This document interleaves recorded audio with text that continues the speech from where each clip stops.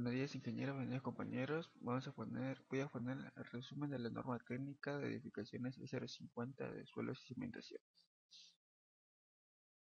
Primero vamos a empezar con el capítulo 1, que es generalidades. Su objetivo. Eh, Su objetivo de la norma es establecer los requisitos para la ejecución de los estudios de mecánica de suelos EMS con fines de cimentación de edificaciones y otras obras indicadas en esta norma. Este estudio se realizará con la finalidad de estabilizar y promover la utilización racional de los recursos. En el ámbito de aplicación, tenemos que esta se va a aplicar en todo territorio peruano. La exigencia de estas normas se considerará mínimas. La presente norma no toma en cuenta los efectos de los fenómenos de geodinámica externa y no se aplica en los casos que haya presunción de la existencia de ruinas arqueológicas, galerías u oquedades subterráneas de origen natural o artificial. En ambos casos deberán efectuarse estudios específicamente orientados a confirmar y solucionar dichos problemas. En lo que es responsabilidad por la aplicación de la norma, las entidades encargadas de otorgar la ejecución de las obras y la licencia de edificación son las responsables de hacer cumplir esta norma. En lo que es la interpretación de norma, la interpretación estará a cargo de un ingeniero civil colegiado en el Colegio de Ingeniería Civil. El capítulo 2 consta de estudios. Primero, el terreno a investigar, que viene a ser plano de ubicación y accesos. Eh, como punto B, plano topográfico con su curva de nivel. Si la pendiente supera, no, si la pendiente promedio del terreno fuera inferior al 5%, bastaría hacerlo con un plano o levantamiento planimétrico. Y C, la situación legal del terreno. De la obra cimentar tenemos que las características generales acerca del uso que se le dará, número de pisos, niveles de piso, terminado, área aproximado, tipo de estructura, número de sótanos, luces y cargas estimadas. B. En el caso de edificaciones especiales que transmitan cargas concentradas importantes, que presenten luces grandes, alberguen maquinaria pesada que vibren, que generen calor o frío o que usen cantidades importantes de agua, deberá contarse con la indicación de la magnitud de las cargas a transmitirse a la cimentación y niveles de piso terminado, o los parámetros dinámicos de las máquinas, la tolerancia de las estructuras a movimientos totales o diferenciales y sus condiciones límite de servicio y las eventuales vibraciones o efectos térmicos generados en la utilización de la estructura. Y C. Los movimientos de tierra ejecutados y los previstos en el proyecto. Aplicación de la técnica de investigación. La investigación de campo se realizará de acuerdo a lo indicado en el presente capítulo, respetando las cantidades, valores mínimos y limitaciones que indiquen en este. Pozos, calicatas y trincheras. Estas son excavaciones en formas diversas que permiten una observación directa del terreno, así como la toma de muestras y realización de ensayos in situ. La construcción de estas es normada su procedimiento para mantener la seguridad. La competencia de perforaciones manuales y mecánicas son sondeos que permiten reconocer la naturaleza y la localización de las diferentes capas del terreno, así como extraer muestras del mismo y realizar ensayos in situ, o sea, en campo. De profundidad recomendable es hasta 10 metros en perforación manual y en perforación mecánica no tiene límites. En la competencia, ya sea perforaciones mecánicas naturales, se divide en dos. Primero, perforaciones mediante espiral mecánico, que vienen a ser los espirales mecánicos que no dispongan de un dispositivo para introducir herramientas de muestreo en el eje, no deben usarse en terrenos donde sea necesario conocer con precisión la cota de los estratos, o donde el espesor de los mismos sea menor a 0.30 metros. Y la limitación, perforaciones por lavado con agua. Se recomienda para diámetros menores a 100 milímetros. Las muestras procedentes del agua del lavado no deberán emplearse para ningún ensayo de laboratorio. También el método de ensayo de penetración estándar, el cual no es recomendable para el forno de calicatas debido a la pérdida de confinamiento. El ensayo de penetración cuasi estática profunda de suelos con cono y con fricción, también conocido o llamado también como el cono holandés, y la prueba de penetración dinámica de superposición. Acá podemos ver una tabla de los diferentes ensayos de laboratorio con su respectiva descripción y su norma aplicable. El informe del AMS, este va a comprender primeramente su memoria descriptiva, seguidamente los planos de ubicación de las obras y distribución de los puntos de investigación, los perfiles de los suelos y el resultado de los ensayos in situ, así como los que se hayan llevado al laboratorio. En el plan de ubicación del programa de exploración, este tendrá su debida nomenclatura, como podemos ver. Cada uno tiene su símbolo, su simbología, ya sea pozo calicata, perforación, trinchera o auscultación. También tenemos el perfil estratigráfico por punto investigado, donde podemos ver que se divide en suelos granulares, suelos finos, cada uno con sus respectivos subs, su respectivo gráfico, según ya sea el tipo del terreno y su descripción. Capítulo 3. Análisis de las condiciones de cimentación. Cargas a utilizar.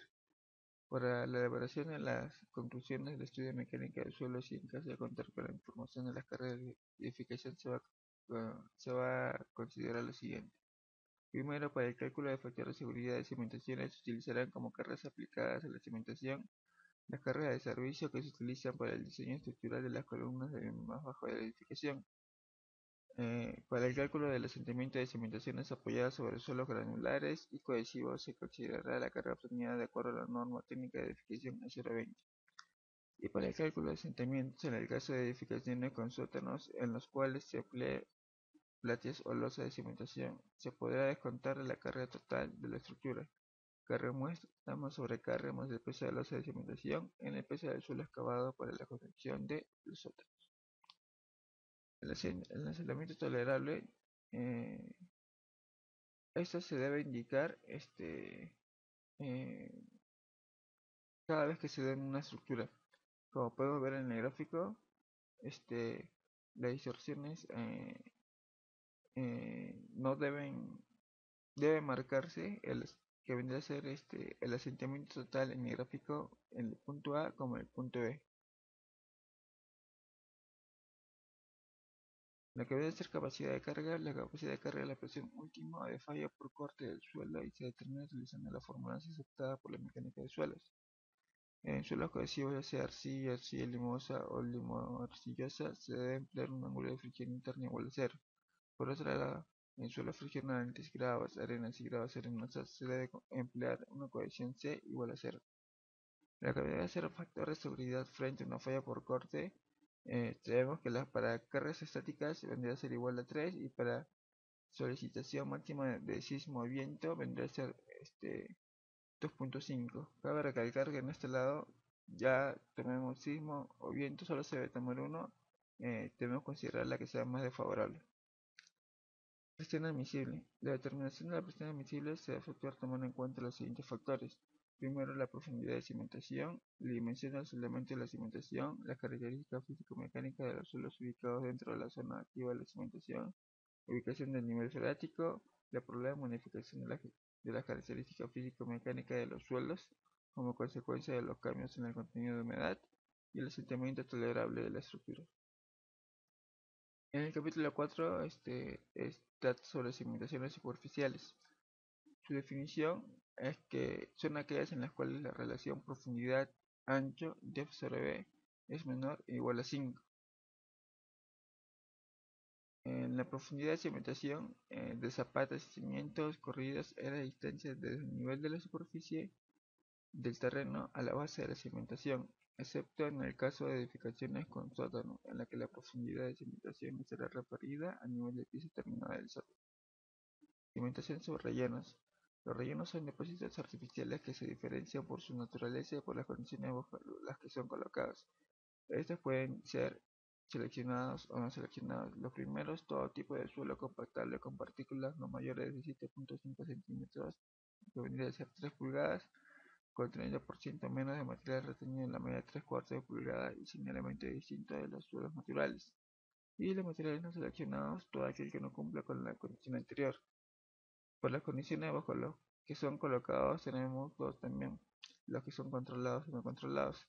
El primero son los rellenos controlados que se construyen con material seleccionado. Tendrán las mismas condiciones de apoyo que las cimentaciones superficiales. Los métodos empleados en su conformación, compactación y control dependen principalmente de las propiedades físicas del material y los rellenos no controlados.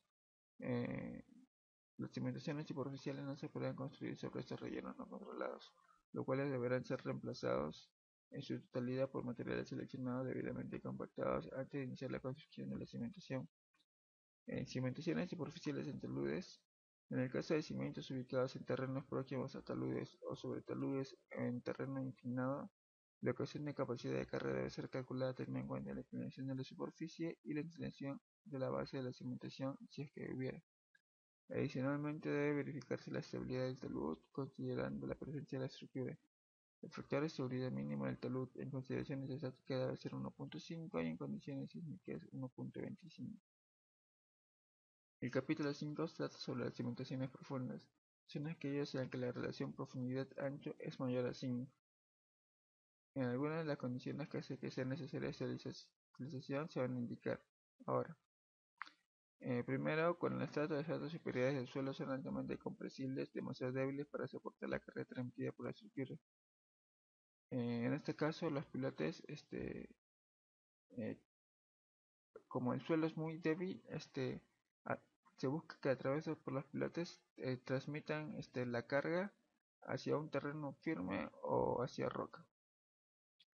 Cuando están sometidas a fuerzas horizontales, ya que las cimentaciones con pilotes tienen resistencia por fricción mientras soportan la carga vertical transmitida por la estructura, y cuando existen suelos expansivos colapsables, cuales o suelos sujetos a erosión, que impiden cimentar las obras por medio de cimentaciones superficiales. En cimentación por pilares. Son elementos estructurales de concreto vaciados in situ con diámetro mayor a 1 metro, con o sin refuerzo de acero y con o sin fondo empleado. La cantidad de capacidad de carga de un pilar debe ser evaluada de acuerdo a los mismos métodos estáticos utilizados en el cálculo de pilotes. Se tomarán los efectos por punto y fricción. En los cajones de cimentación son elementos estructurales de concreto armada que se construyen sobre el terreno y se introducen en el terreno por su propio peso al ser excavados el suelo ubicado en su interior.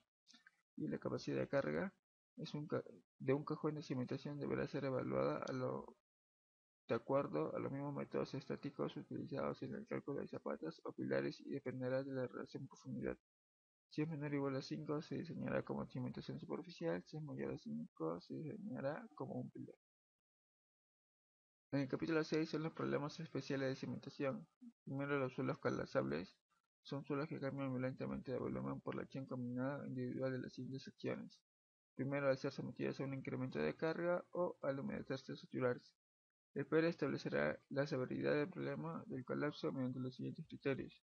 Eh, Tendremos una tabla de la clasificación del índice de colapso que vendría a ser su IC en porcentajes, ya sea leve, moderado, moderadamente severo o severo.